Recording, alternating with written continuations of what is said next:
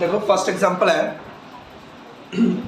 can I show that each angle of rectangle is a right angle किने show करो rectangle दा हर एक angle की ਹੁੰਦਾ है राइट एंगल जिवें मैं ਤੁਹਾਨੂੰ ਕਿਹਾ ਸੀ ਕਿ ਪੈਰਲੋਗ੍ਰਾਮ ਦੀ ਜੋ ਪ੍ਰਾਇਮਰੀ ਪ੍ਰਾਪਰਟੀ ਹੁੰਦੀ ਹੈ ਜੋ ਫਸਟ ਪ੍ਰਾਪਰਟੀ ਹੁੰਦੀ ਹੈ ਉਹ ਕੀ ਹੁੰਦੀ ਹੈ ਕਿ ਆਪੋਜ਼ਿਟ ਸਾਈਡਸ ਕੀ ਹੁੰਦੀਆਂ ਨੇ ਪੈਰਲਲ ਆਪੋਜ਼ਿਟ ਸਾਈਡਸ ਕੀ ਹੁੰਦੀ ਹੈ ਪੈਰਲਲ ਉਸੇ ਦੀ ਹੈਲਪ ਲੈ ਕੇ ਆਪਣੇ ਪ੍ਰੂਫ ਕੀਤਾ ਸੀ ਕਿ ਇਸ ਦੇ ਆਪੋਜ਼ਿਟ ਸਾਈਡਸ ਇਕੁਅਲ ਹੁੰਦੀ ਹੈ ਉਸੇ ਦੀ ਹੈਲਪ ਲੈ ਕੇ ਆਪਣੇ ਪ੍ਰੂਫ ਕੀਤਾ ਸੀ ਉਸ ਦੇ ਆਪੋਜ਼ਿਟ ਐਂਗਲ ਇਕੁਅਲ ਹੁੰਦੇ ਆ उसी दी हेल्प लेके अपने प्रूफ किया सी कि डायगोनल की करते हैं बाइसेक्ट करते हैं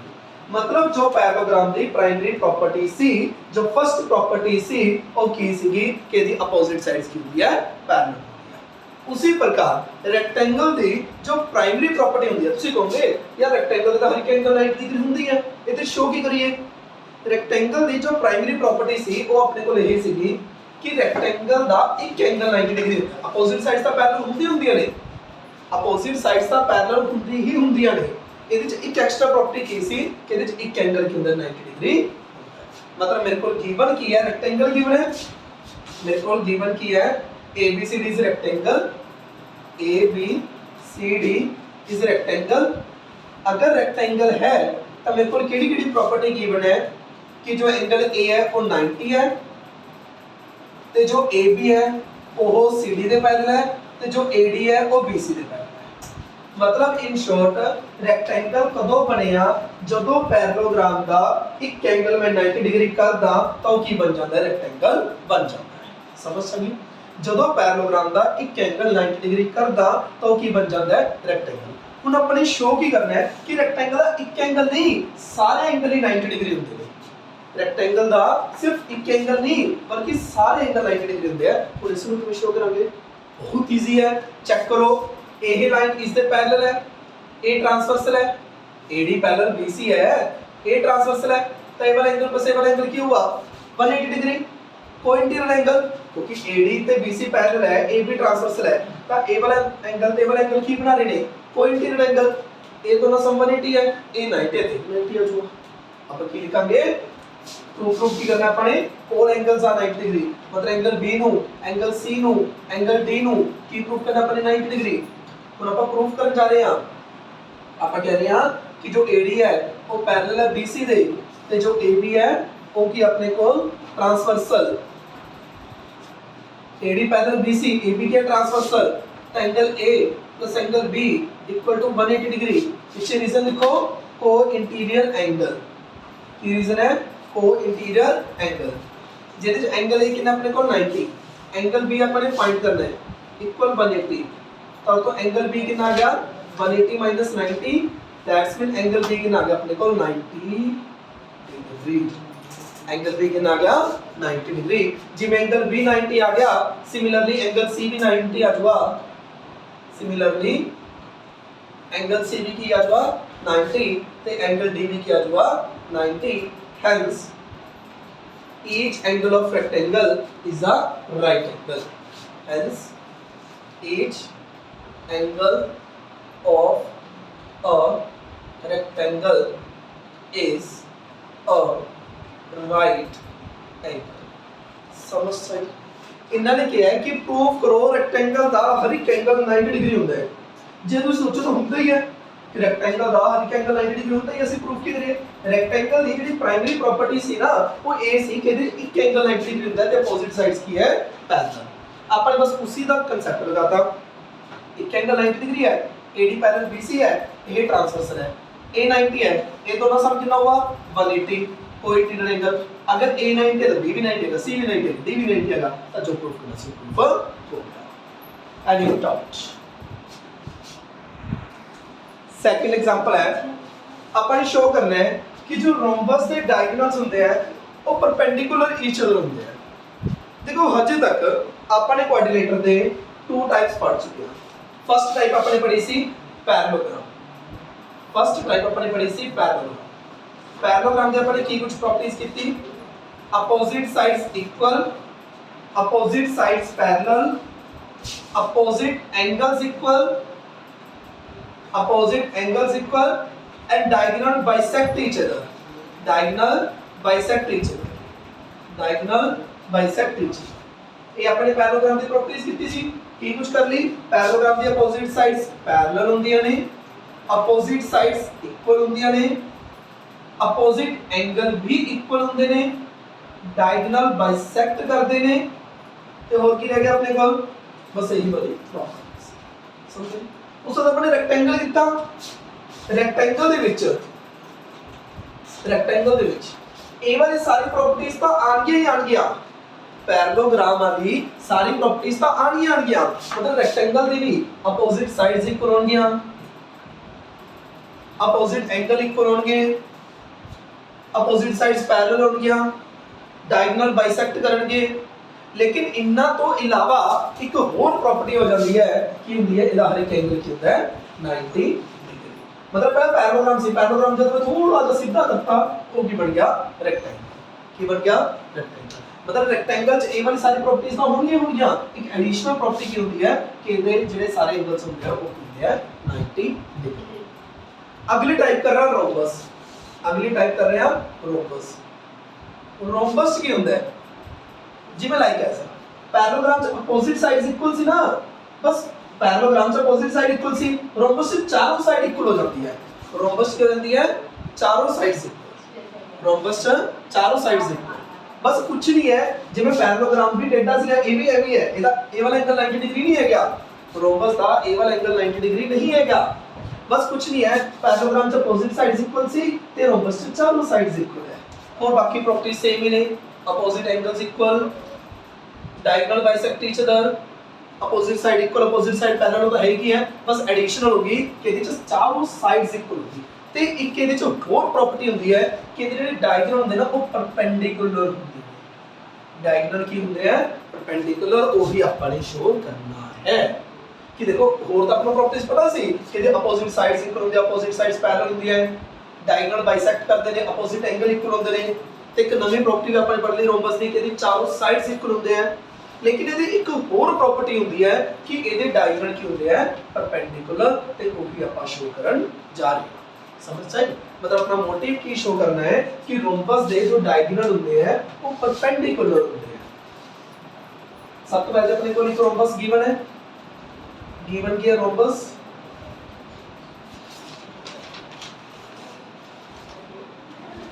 ABCD का रोम्बस है ABCD रोम्बस है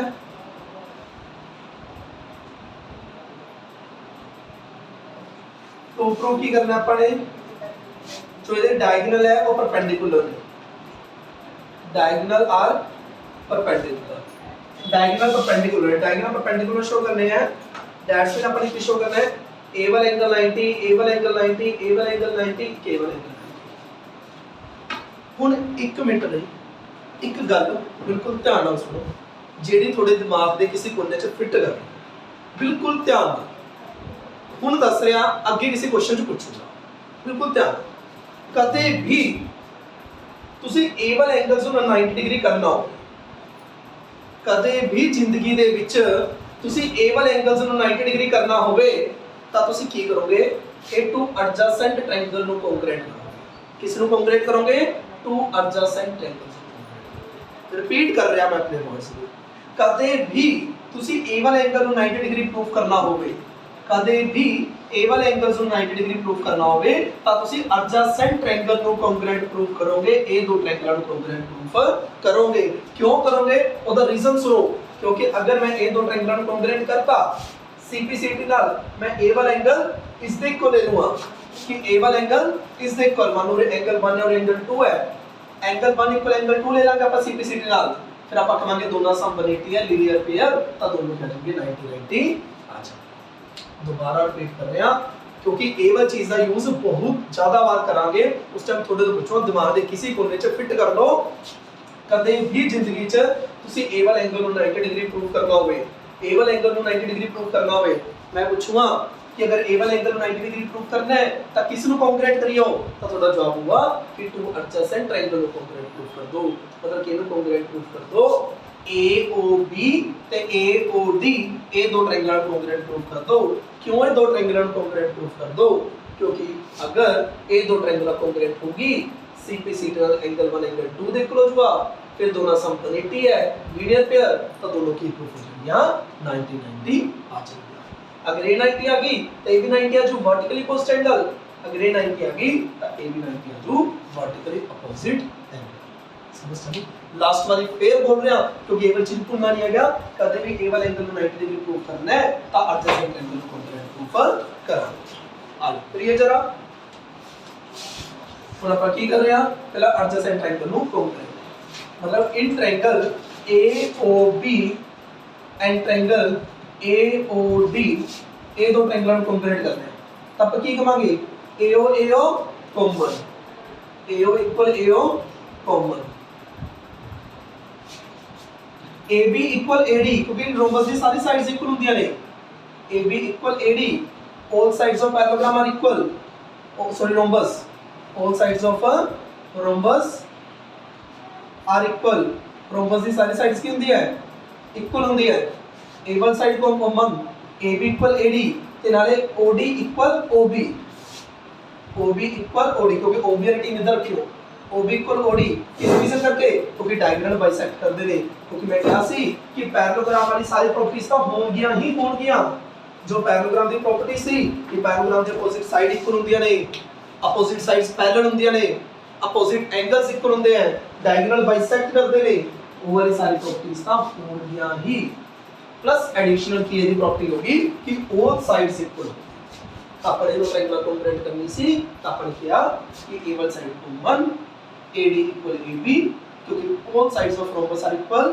OD इक्वल OB क्योंकि डायगोनल्स की करते हैं bisect each other, diagonals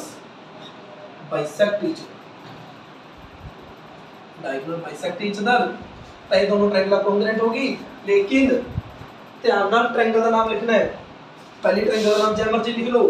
AOB, दूसरी का नाम देखो पूरे AO है AB है, दो बारी गल AB है, पूरे दो बारी गल AB है, और A की जगह पे A, अगर A की जगह पे A है तो O की जगह पे O, O की जगह पे,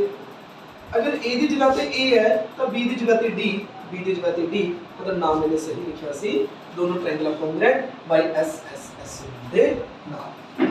CPCD ਨਾਲ ਤੁਸੀਂ ਕੀ ਲਿਖੋਗੇ angle AOB equal angle AOD by CPCD, CPCD ਨਾਲ दोनों एंगल की होंगे इक्वल, अगर ये दोनों एंगल इक्वल होंगे तब क्या लिखोगे angle AOB plus angle AOD equal 180 degree linear pair, ये दोनों सम 180 हुआ लीनियर पेयर। ਹੁਣ ये दोनों सम 180 दोनों आपस इक्वल है तो इन्होंने क्या लिख लेना AOB plus AOB equal 180, AOB plus AOB equal 180, तब तो कितना आ गया twice of angle AOB equal 180, तब तो एंगल AOB कितना आ गया 90 डिग्री। सिमिलरली एंगल AOD भी कितना आ गया 90 डिग्री, AB 90 आ गया, AB 90 आ गया, वर्टिकल अपोजिट एंगल नाल AB 90 आ गया, वर्टिकल अपोजिट नाल AB 90 आ गया। दैट्स मीन लास्ट आंसर लिख दियो diagonals of rhombus are perpendicular to each other. समझ आ गई, सिर्फ एक निक्की जी गल ਤੁਹਾਨੂੰ ਸਮਝਾਈ ਹੈ ਕਿ ਕਦੇ ਵੀ A ਵਾਲੇ ਐਂਗਲ ਨੂੰ 90 ਡਿਗਰੀ ਕਰਨਾ ਹੋਵੇ तो एडजेसेंट ट्रायंगल्स ਨੂੰ ਕੰਪਲੀਟ ਕਰ ਦੋ, ਤੇ ਇਹਨਾਂ ਨੂੰ ਕੰਪਲੀਟ ਕਰਨਾ ਬਹੁਤ ਹੀ ਈਜ਼ੀ ਹੈ। A ਵਾਲੀ ਸਾਈਡ ਕॉमन, A ਸਾਈਡ ਇਹਦੇ ਇਕੁਅਲ क्योंकि रोम्बस ਦੀ ਸਾਰੀ ਸਾਈਡਸ ਇਕੁਅਲ ਹੁੰਦੀਆਂ ਨੇ, ਤੇ A ਵਾਲੀ ਸਾਈਡ ਇਹਦੇ ਇਕੁਅਲ क्योंकि ਇਹਦੇ रोम्बस ਦੇ डायगोनल बाइसेक्ट ਕਰਦੇ ਨੇ, ਤੇ ਇਹ ਦੋਨੋਂ ट्रायंगल ਹੋ ਗਿਆ ਕੰਗਰੂਐਂਟ। CPCD ਨਾਲ A ਵਾਲਾ एंगल ਇਹਦੇ ਇਕੁਅਲ, दोनों सम 180 तो दोनों क्या 90 90। Any doubts?